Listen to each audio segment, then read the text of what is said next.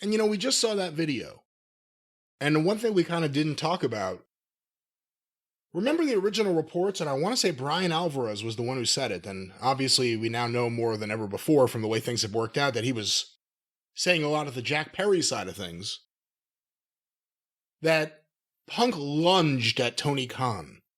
You remember that was the specific term. He lunged at him. Not he yelled at him or he turned towards him. He lunged at him. He didn't lunge at anyone. He yelled at Tony Khan, who was standing there doing nothing.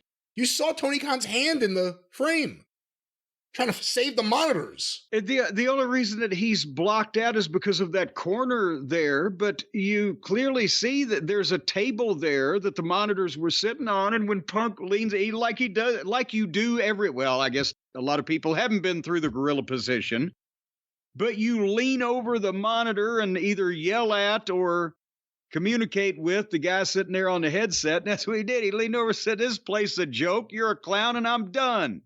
Blah.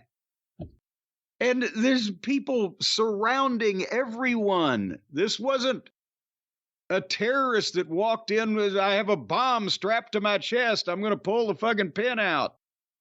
It's insane. They blew their own cover story by showing video of that the promoter lied. He was afraid for his life. You want to tell me Chris Hero was afraid for his life? I'll believe that. I saw his reaction.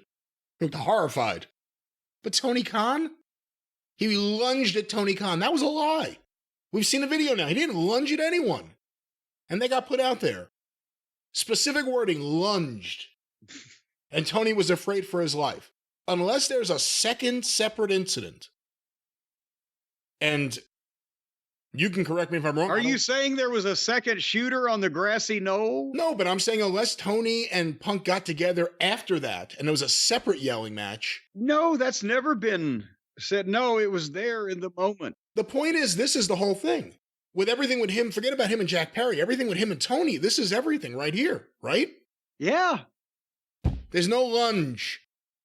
And if Tony was afraid for his life, Tony needs to stay home.